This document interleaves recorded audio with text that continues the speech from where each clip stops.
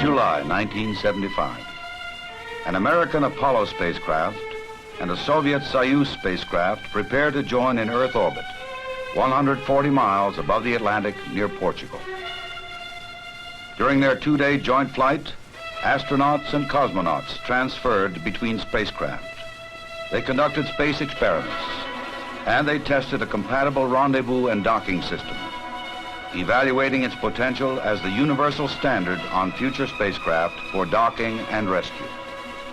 The mission climaxed more than 3 years of planning and preparation, a time during which differences in language, in technology, in political creed were set aside in favor of the common goal. This was the mission that opened the door to international manned spaceflight, the mission that set the course for joint flights of the future. This was the mission of Apollo-Soyuz.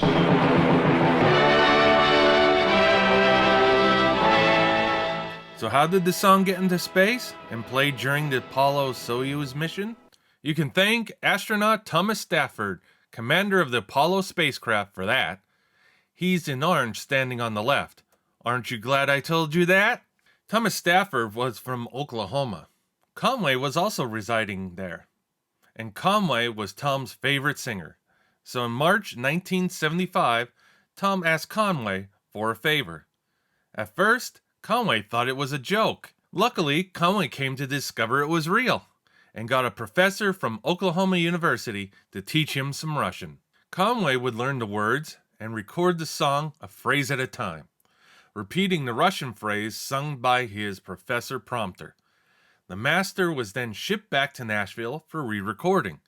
American vocals wouldn't work, so they used Russians. Months after finishing the recording, on July 19, 1975, Conway would be doing a show in L.A., where he remembered being in his dressing room and watching Walter Cronkite. Okay, it's going to be playing now.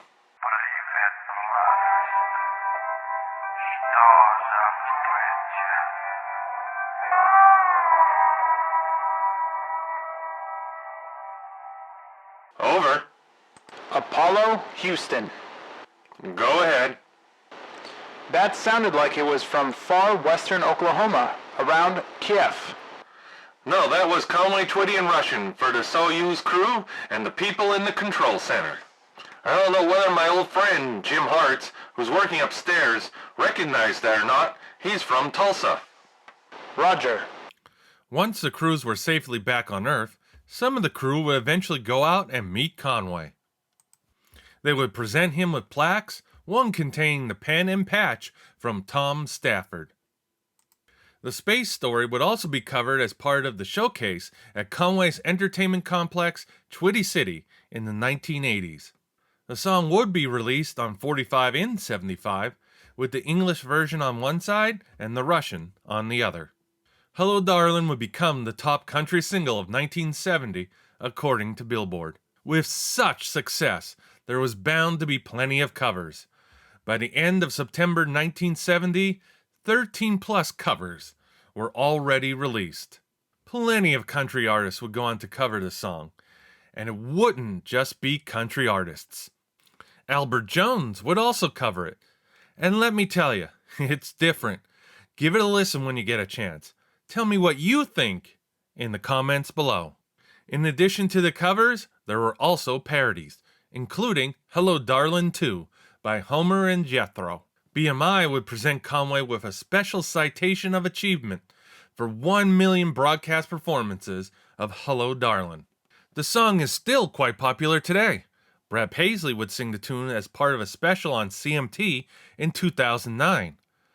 The RIAA certified the digital download as gold in 2010. Conway's son Michael would perform the song on Country's Family Reunion. The song would also appear in the 2019 Netflix movie Wishman. It's based on the true story of the founder of the Make-A-Wish Foundation. Very good movie. In fact, Hello Darlin' is the only song in the film. Now it's time for a Music Detective's detailed inspection. We start off with the amazing 45 single of Hello Darlin' and its promo counterpart. Right off the bat, we see the promo copy has gone through yet another color change. This time, changing from blue to yellow. Looking closer at the commercial copy, we start off in the dead wax to see the matrix numbers. Also, the lone 2 on the opposite side, telling us this copy was pressed in Pinckneyville, Illinois. We have the title in nice big silver letters. To think that just 4 years earlier, 1966, Country Song Roundup would be posing a question to its readers to let them know if they think Conway was country or not. My, have the times changed. And below Conway's name, we have produced by Owen Bradley, known for his famous recording studio and creating the Nashville sound. Owen would also have a great 1970.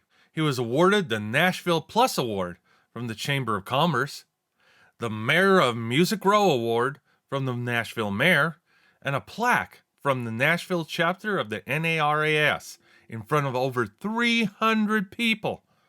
Good job, Owen. The flip side of this monster hit was Girl at the Bar, written by Conway. Also, notice that diamond symbol on the label right after that matrix number. Another way to tell where the record was pressed. On our promotional copy, we see the 45 in the dead wax before the matrix number.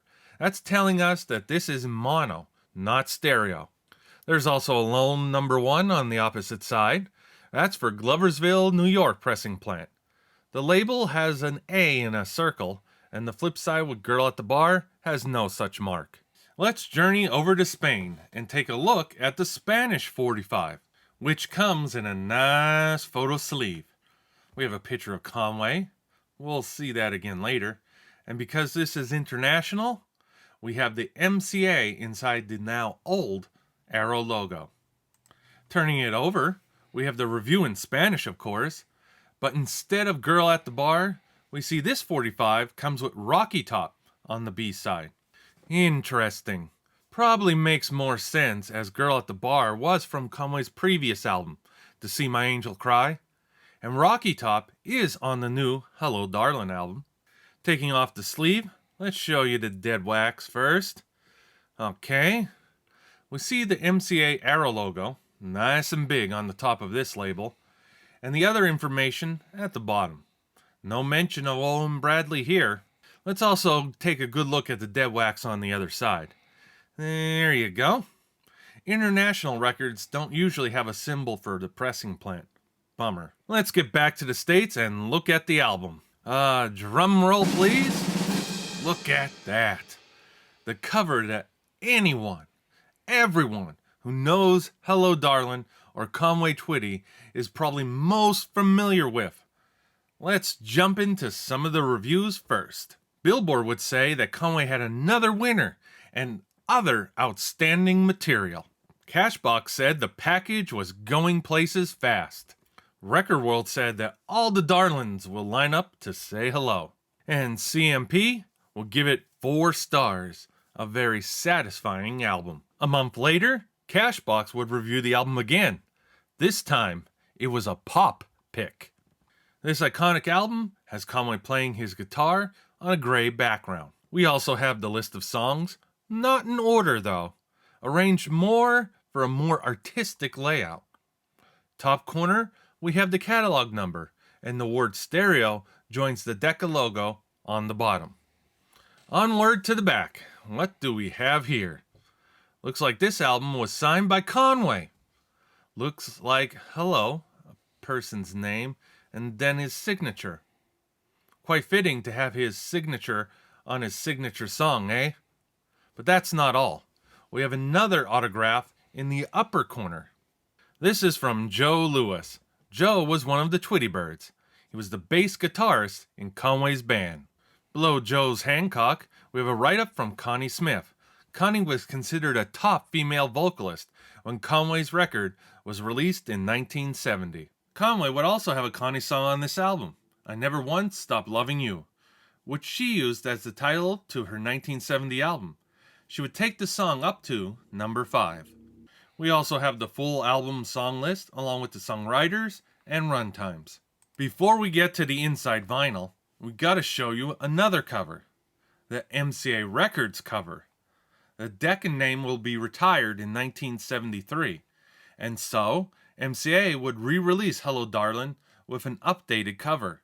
First, you can tell the background color is ever so slightly different, probably more due to where and when it was printed than anything else. Then there's the logo replacement. Funny enough, we can see exactly what they did here. They just covered up the Decca logo and laid down the MCA Records logo. Look closely. You should be able to make out the slightly off-colored rectangle. They also updated the catalog number as well. Looking at the back, we see it now says MCA 19, formerly DL7-5209. They also added a line or box around the center information, and for good measure, again printed on the bottom so no one would question anything that this was the same thing as the Decca release. Now let's take a look at that vinyl 33. First, we'll get a look at the dead wax. Up first is Rocky Top, written by the Bryants in 10 minutes as a diversion while they were working at the Gatlinburg Inn. It would first be sung by the Osborne brothers in 1967, getting to number 33 on the charts. Lynn Anderson would take it to number 17 in 1970, and in 1982 it would become one of Tennessee's state songs. I'll Get Over Losing You would be written by Conway and was the B-side to That's When She Started to Stop Loving You the year prior, 1969. Up Comes the Bottle would be written by Conway and his friend/business partner, Ellie White. You and Your Sweet Love was written by Whisperin' Bill Anderson and released in 1969 by Connie Smith. She would take it to number 6. Will You Visit Me on Sunday was written by Dallas Frazier. It would be the title of a George Jones album, and on that album, Conway fans might recognize a familiar tune called The Image of Me, written by Wayne Kemp. This side finishes off with the Fred Rose written tune, Blue Eyes Crying in the Rain. It was originally recorded by Roy Acuff in 1947. Others would record the song after that, but the song is most notably remembered as a Willie Nelson tune. He would take the song to number 1 in 1975. Turning over to side 2, things get started with Reuben James. The song is written by Alex Harvey and Barry Ettrus. A lot of people remember this song from Kenny Rogers. He took it to the top 30 in 1969. Conway would perform Reuben James for a television show called Something Else. Looking at the episode data for the show, it doesn't appear that the episode aired. Episode 24 aired on November 21st, and episode 26 on November 28th. If you've ever seen this show with Conway, labeled as episode 25, let me know in the comments below. Second, we have I Never Once Stopped Loving You, which was written by Bill Anderson and Jan Howard, and as I mentioned, sung by Connie Smith and titled her 1970 album. The third song is Rose, not to be confused with The Rose, which Conway wouldn't record until many years later. This tune was written by Ellie and Betty Jo White. Hello Darlin' finishes up side B and the album. Talk about saving the best for last. And as we saw with the cover, the vinyl label got a makeover when the album was re-released by MCA Records. This is the 1980 Blue Skies label. The 1973 MCA reissue had the black background with a rainbow. Also in 1973, it would be released on the budget MCA Coral label, supporting a blue background, no clouds, and a rainbow. Which Hello Darlin' do you have on vinyl? The original 1970 Decca release? The MCA Records 1973 release? The MCA Coral 1973 release? Or the 1980 MCA Records release? Let me know in the comments below. Okay, we have a sealed Decca stereotape, or reel. We're going to open this up and see if there's anything more included than just the reel. The packing is already starting to come off, so this shouldn't be that hard. The cover is exactly the same as the vinyl, minus the top Decca stereotape. This 4-track reel plays at 7 1/2 inches per second, and the catalog number is ST745209. The back, we lose the picture of Conway, and the songs and songwriters are here, minus the runtimes. Let's see what's inside. Well, there you go. Just the reel. Nothing else. Dang. One can dream. It goes without saying that this reel has never been played. The tape is still attached to the back of the reel, waiting for someone to detach it and play it. Time to go back in the box. Like we saw with the vinyl, so too has happened with the 8-tracks. We have the original Decca on the left and the MCA re-release on the right. With the smaller size, they have removed the song titles from the label and stereo is gone, which I guess makes sense. All 8-tracks were stereo, no need to say it. Here again we see our square Decca logo, catalog number 6-5209, and title. And on the back, we have our songs divided up differently to fit the tape length. But we also have something else a little interesting. Hello Darlin is on here twice. The last track on row 2 and the middle track on row 4. Our MCA release this time just eliminates the Decca logo by making it a white box and throwing the MCA records inside. Same goes for the catalog number. Just cover it up with a white box, throw in MCA T-19 inside. On the back, we once again see the same track order and Hello Darlin twice. This particular 8-track was the Canadian issue. You can see the Made in Canada at the bottom of the label. I do have another Decca issue of the 8-track. The label is rough, but that's thanks to the glue. It apparently came with a 1-year warranty from Telstar Tape Center in Bristol, Tennessee. A quick journey to search maps, and it doesn't appear that Telstar is there anymore. Bummer, but expected. I would have been shocked otherwise. Anyone have a picture of when this building was Telstar? Would love to see it back in its heyday. Let me know in the comments below. Up next are the cassettes. You guessed it, the original Decca and the MCA re-release. Just like the 8-track, the same thing was done to the label to change it on the MCA tape. The spines differ too. Conway's name is on the top of the MCA issue and on the bottom of the Decca release. Over on the back, we see the MCA issue looking much more modern, and the Decca sporting a pinkish color. And again, we see Hello Darling appearing twice, near the end of side 1 and the last song on side 2. You'll also notice that Decca has stopped using the clamshell case. Inside, the cassette still looks the same as previous ones, with its sticker label. Not as fancy as the clear MCA cassette with songs printed right on the plastic. Let's take out the cassette and see if there's anything more on the insert. These inserts were referred to as J inserts because they look like a J from the side. Well, nothing. Just blank. Well, let's put everything back. A quick look at the insert for the MCA issue, and we see there isn't any folded over section, and it too is just blank. Also, the MCA has a barcode on the back. We won't see much of that until much later on. At this point, we'd be finished. But Hello Darlin, being such a big record, MCA would release it on compact disc, or CD for short. The biggest thing that immediately stands out is they completely dropped the original artwork. Granted, Conway was sporting a different hairdo by this point and was a little older, but you still had the cassette sporting the original artwork, so why change it here? I don't get it. The back is very plain, with the song list and barcode for the most part. This CD would be released in 1991 under MCA Special Products. Interestingly, they have a date of 1966 here by the copyright. Not sure why. That date is clearly wrong. And we have the official compact disc audio logo with AAD, basically saying this was recorded in analog and was converted to digital. Inside, we have a very basic print on the disc, all black, no color, with all the same information, and the MCA Special Products logo. Look how shiny! The insert is folded up. Let's take it out and see if there's anything else printed on it.